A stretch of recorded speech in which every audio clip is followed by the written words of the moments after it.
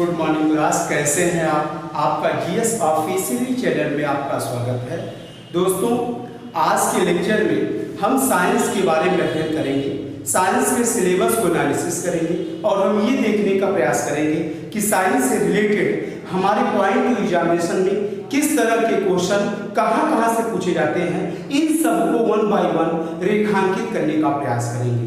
दोस्तों, एक चीज हमें ध्यान रखना है कि जैसे सामान्य विज्ञान का एक सिलेबस है, ठीक है। सामान्य विज्ञान, हमें विज्ञान और सामान्य विज्ञान दो चीजें होती हैं। एक साइंस जिसको सब्जेक्ट वाले अध्ययन करते हैं, उनकी एजुकेशन, उनका तरीका बिल्कुल डिफरेंस होता है।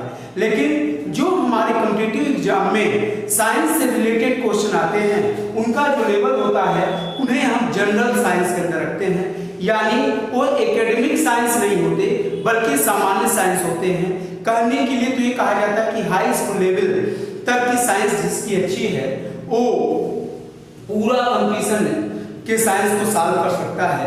लेकिन हमारा मानना यह है दोस्तों कि हमारे जीवन से संबंधित जितनी भी घटनाएं होती हैं या हमारे ऊपर होने वाली सभी प्रकार की साइंटिफिक घटनाओं का अध्ययन ही सामान्य विज्ञान के अंतर्गत किया जाता है। और यहाँ पर व्यवहारिक एनालिसिस की जाती है। कौन सी एनालिसिस दोस्तों? व्यवहारिक एनालिसिस, और उसी से संबंधित क्वेश्चन पूछे जाते हैं, ठीक है। जैसे यहाँ पे हम पहले डिवीजन बताते हैं, फिर थोड़े से प्रेजेंट के क्वेश्चन को एनालिसिस करके उनके ट्रिक जैसे तरीके बताएंगे। जैसे हम साइंस को चार पार्ट में विशेषतः डिवाइड करते हैं।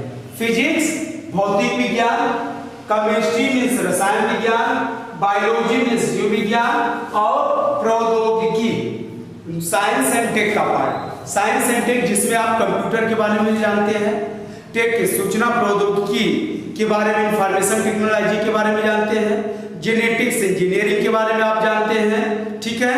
और इनके साथ ही रक्षा अध्ययन संबंधित जितने भी इस तरह से टेक के जो भी पार्ट होते हैं, जैसे सपोज करिए इस समय धान की रुपाई हो रही है, ठीक है। किसकी रुपाई? धान की रुपाई हो रही है। और धान की रुपाई में नए नए किस्म की धान की किस्म आ रहे हैं जो अत्यधिक बेनिफिशियल हैं, तो उनसे संबंधित क्वेश्चन यहाँ पे पूछा जा सकता है, ठीक है। इस तरह से जो भी चीजें होती घटनाएं उनसे संबंधित है। हम वन बाय वन चीज को देखेंगे। सबसे पहले मात्रक। जैसे अगर फिजिक्स की बात करें तो फिजिक्स में पहला जो लेसन हमारा बनता है मात्रक। अब मात्रक का मतलब होता है कि जैसे एमकेएस पद्धति हम लोग बचपन से पढ़ते आ रहे हैं, सीजीएस पद्धति है, ठीक है। इस तरह से एसआई पद्धति है। फिर दूसरे में मापक, यानी जैसे हमने एक को मापक का मतलब मापने वाला ही है। जैसे हमने कहा कि दूध में फैट की मात्रा किससे मापी जाती है? लैक्टोमीटर। दूध में पानी की मात्रा लैक्टोमीटर, ठीक है। इस तरह से दूध में देखो वसा की मात्रा लैक्टोबैसिलस। तो इस तरह से कहने का मतलब सिर्फ इतना है हमारे कि जितने भी मापक हैं, मेजरमेंट जिनसे किए जाते हैं, उन सबका जो व्यवहारिक जीवन में मेजरमेंट होते हैं उसको हम यहाँ पर एनालिसिस करेंगे। यांत्रिकी मीन्स होता है जैसे मशीन की बात हम करते हैं, जैसे उत्तोलक हम पढ़ते हैं, लीवर पढ़ते हैं। लीवर कितने प्रकार का होता है, कैंची में कौन सा किस प्रकार का लीवर है, इससे संबंधित जो भी क्वेश्चन यहाँ पे आते हैं। तरंग में वेग पढ़ते हैं हम लोग। जैसे हम जानते हैं कि अनुप्रस्थ तरंग अनुदैर्घ्य है, ट्रांसवर्ज में अनुप्रस्थ तरंग अनुदैर्घ्य तरंगे, ध्वनि तरंगे। ये क्वेश्चन इससे बहुत ही फेमस क्वेश्चन आपके परीक्षा में बार बार उठता है कि ध्वनि तरंगे सबसे तेज किस में चलती है, ठीक है। सॉलिड में, लिक्विड में, गैस में। तो इस तरह से लाखों क्वेश्चन है जो यहाँ से रिलेटेड है। कैसे आते, कहाँ आते हैं? इस चैप्टर में लाइट के चैप्टर जो सबसे इंपॉर्टेंस है, इसमें एक पार्ट नहीं बल्कि 4 पार्ट बना के हम एनालिसिस करेंगे। विद्युत धारा, इलेक्ट्रिक, फिर मैग्नेटिक, चुंबक के बारे में, और इससे संबंधित क्वेश्चन को एनालिसिस करेंगे। दोस्तों, एक चीज ध्यान रखना है, फिजिक्स में ये मोटा मोटा जो हमने चैप्टर नोट किया है, इस चैप्टर के अलावा इससे रिलेटेड जितने भी पार्ट हैं सबको एनालिसिस करेंगे। जैसे प्रकाश की एक छोटा सा एग्जांपल बताते हैं, चैप्टर का नाम है लाइट। अब प्रकाश को हमने पढ़ना है, किसको पढ़ना है? प्रकाश। तो प्रकाश को पढ़ने के लिए हम 4 पार्ट इसका बनाएंगे। कितने पार्ट, इसी में हम आई के बारे में पढ़ेंगे, इसी के बारे में सन जो लाइट आती है उसके बारे में, जिसको हम 3 माध्यम बताएंगे, 3 मीडियम है, उसके बारे में भी एनालिसिस करेंगे। और भी बहुत सारे क्वेश्चन इससे संबंधित जितने भी क्वेश्चन आते कहीं से भी आ रहे हैं सब इसी के अंतर्गत आ जाएंगे। और लास्ट में चाहे एसएससी हो, आप लोग जानते हैं एसएससी सिविल हो गया, इसके साथ ही रेलवे के घटना चक्र previous year question paper market में आ गए हैं। प्रीवियस ईयर के सारे क्वेश्चन बाद में हम सॉल्व करा देंगे, जिससे इस चैप्टर का एक भी सिंगल डाउट नहीं बचेगा, ऐसा हमारा वादा है आपसे। क्योंकि हम लगातार इसी क्रम से बच्चों को सिखाते आ रहे हैं और यहां से आपके सारे क्वेश्चन सॉल्व हो जाएंगे, कुछ भी शेष रहने वाला नहीं है। इसी तरह से हम केमिस्ट्री की बात करेंगे, केमिस्ट्री में हम एटम के बारे में सीखेंगे, परमाणु के बारे में। अब इसमें हम जान लेंगे जैसे समस्थानिक है, समभारिक है, ये सब इसी का पार्ट है, ठीक है। फिर संलयन, विखंडन, रेडियो एक्टिविटी, मेजरमेंट, जैसे हम जानते हैं कि इस जीवाश्म का किससे जानते हैं कि जीवाश्म की एज का पता कार्बन 14 हो गया, ठीक है। इस तरह से बहुत सारे मेजरमेंट हैं जो आपके एग्जाम में लगातार आ रहे हैं। इन सबको एटम एक चैप्टर हमने बना दिया, यहां से हम आपको एनालिसिस करेंगे। एसिड हो गया, बेस हो गया, साल्ट हो गया, ठीक है। जैसा कि हम जानते हैं कि पीएच मान होता है, पीएच का मतलब होता है पावर ऑफ हाइड्रोजन, 0 से 14 के बीच मेजरमेंट होता है। इसकी खोज पीएच मान की खोज किसने किया था बताइए जरा, पीएच स्केल, ठीक है। तो पीएच स्केल 0 से 14 हो गया।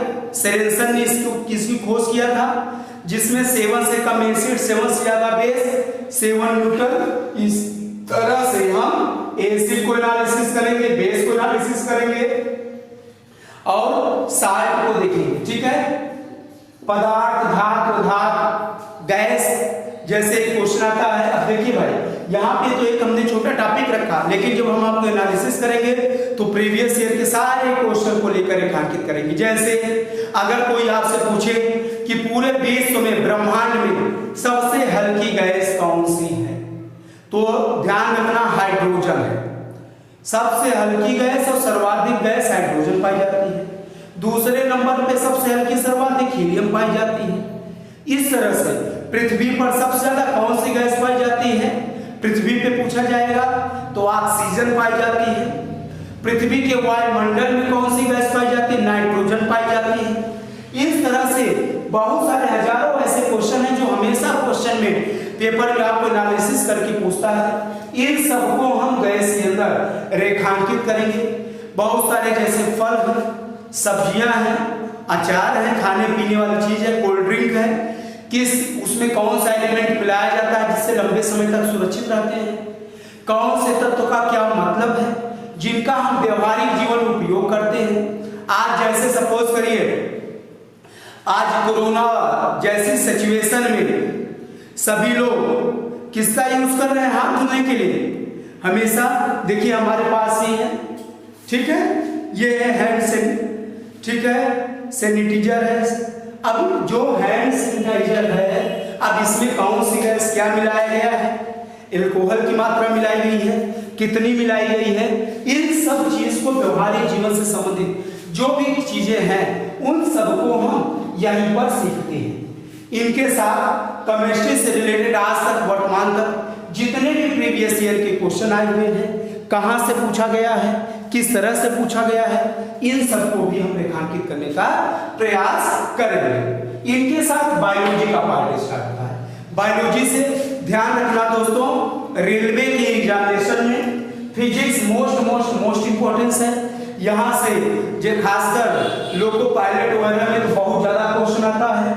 और अगर हम बात करें प्रीवियस ईयर हमारे जो रिजल्ट की बात ओरिएंटेड अगर बात करें, तो अगर बच्चा ये सब अच्छे से तैयार करा जैसे हम बता रहे हैं, तो 100% एक भी क्वेश्चन मिस होने वाला नहीं है। सिलेबस के अंदर ही सारे क्वेश्चन आपके एग्जाम के पूछे जाते हैं। बाकी दूसरे एग्जामिनेशन जैसे स्टेट हो गया, राजस्थान हो गया, बिहार हो गया, यूपी हो गया, यहाँ पर बायोलॉजी से संबंधित बहुत सारे क्वेश्चन आपके एग्जाम में आते हैं। बायोलॉजी का पोर्शन काफी बड़ा है, लेकिन बड़े के साथ ही सभी पार्ट से क्वेश्चन नहीं आते दोस्तों, सिर्फ कुछ पार्ट बहुत ज्यादा इंपॉर्टेंस है। इनके साथ ही कुछ और भी क्वेश्चन है जहाँ से इक्का दुक्का आते हैं, तो प्रीवियस ईयर के क्वेश्चन पेपर को एनालिसिस करते हुए उन सभी क्वेश्चन को हम सॉल्व करते हैं। इसमें जो मुख्यतया है जैसे सेल से रिलेटेड है, ब्लड से संबंधित है, जैसे आज आप लोग जान रहे हो कि बहुत सारे लोगों को डायबिटीज की प्रॉब्लम हो रही है, बहुत सारे लोगों में आप सुनते हैं कि प्लेटलेट्स नहीं बन रहा है, बहुत सारे लोगों में आरबीसी डब्ल्यूबीसी की प्रॉब्लम क्रिएट हो रही है। क्यों हो रही है, कैसे हो रही है, किन रीजन से हो रही है, और इन सब के सलूशन क्या है, इन सब को पूरा 1 by 1 एनालिसिस किया जाएगा आपकी अकॉर्डिंग टू एग्जामिनेशन। पोषक तत्व में जो फूड प्रोडक्ट हम लोग यूज करते हैं, जिस तरह से दोस्तों मशीन को चलाने के लिए पेट्रोल, डीजल या फ्यूल की जरूरत होती है, उसी प्रकार से इस मानव रूपी शरीर को चलने के लिए पोषक तत्व, ऊर्जा की जरूरत होती है, पोषक की जरूरत होती है, जिसको हम यहाँ पे एनालिसिस करेंगे। पोषक की बात करेंगे दोस्तों, तो हमारे शरीर के लिए सबसे ज्यादा जरूरत ऊर्जा की है। तो ऊर्जा हमारे शरीर को लगभग 60% ऊर्जा कार्बोहाइड्रेट से मिल रहा है, ठीक है। उसके बाद 30% फैट से मिल रहा है, 10% प्रोटीन से मिल रहा है। फिर अगर फैट की बात करें तो फैट ही हमारे शरीर को सुरक्षा प्रदान करती है दोस्तों, आप लोग जानते हैं, लुब्रिकेंट का काम करती है। प्रोटीन की बात करें तो हमारे शरीर के आर्गन को बनाने का कार्य करती है, और साथ ही जैसे हमारे बाल हो गया, हमारे स्किन हो गया, हमारे ब्लड हो गया, हमारे बोन्स हो गए, इन सब में इनका महत्वपूर्ण योगदान है। इसके साथ मिनरल्स होते हैं सर, मिनरल्स जो एनर्जी लेते हैं, वो जो कुछ खाना खाते हैं उसको प्रॉपर डाइजेशन सिस्टम में हेल्प करता है, शरीर के विभिन्न अंग को सक्रिय करने का काम करता है। विटामिन हमारे दोस्तों, विटामिन से हमें कोई एनर्जी नहीं मिलती, विटामिन सिर्फ और सिर्फ हमारे आर्गन को एक्टिव करने का कार्य करता है। इस तरह से सभी पोषक तत्वों का हमारे शरीर में महत्वपूर्ण भूमिका होती है। इधर हम ग्लैंड की बात करते हैं, ग्रंथि। ग्रंथि क्या होती है? ग्रंथियां सामान्यतः हमारे शरीर में 3 प्रकार की होती है दोस्तों, आंतरिक, बाह्य और मध्य। आंतरिक ग्रंथि, बाह्य ग्रंथि और मिश्रित ग्रंथि बोला जाता है। एक से हार्मोन्स निकलता है, दूसरे से एंजाइम आते हैं, तीसरे से हार्मोन्स प्लस एंजाइम। हार्मोन्स क्या करता है दोस्तों, हम लोग जो भी खाना खाते हैं, ये खाना से जो पोषक मिलता है वो हमारे शरीर के किसी आर्गन का निर्माण करने का कार्य करता है, शरीर को एक्टिव करने का कार्य करता है।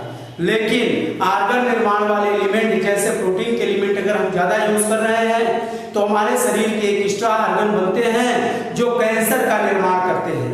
तो ये जो हार्मोन्स होता है, ऐसे सभी जो एडिशनल चीजें उसको गलाता है, शरीर में जहाँ पे कमी होती है उसको पूरा फुलफिल करता है, ज्यादा हो रहा है तो उसको गलाकर शरीर से बाहर रिलीज करने का कार्य करता है। दूसरा, हार्मोन से ही हमें एक्टिव करता है, क्रोध, भय, गुस्सा, प्रेम, हमारी सभी सक्रिय गतिविधियां हार्मोन्स के कारण ही होती है दोस्तों।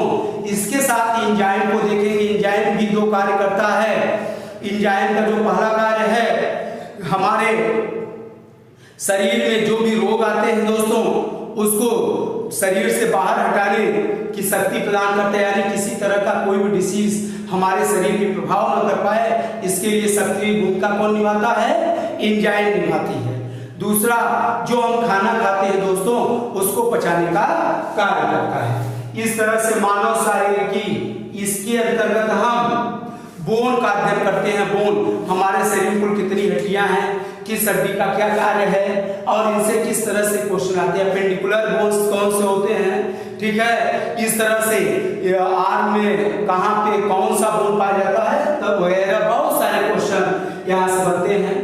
जीव विज्ञान, बायोलॉजी की बहुत सारे ब्रांचेस हैं, इसके साथ कुछ बॉटनी के पार्ट भी हैं, वो भी हम यहाँ पर डिस्कस करेंगे।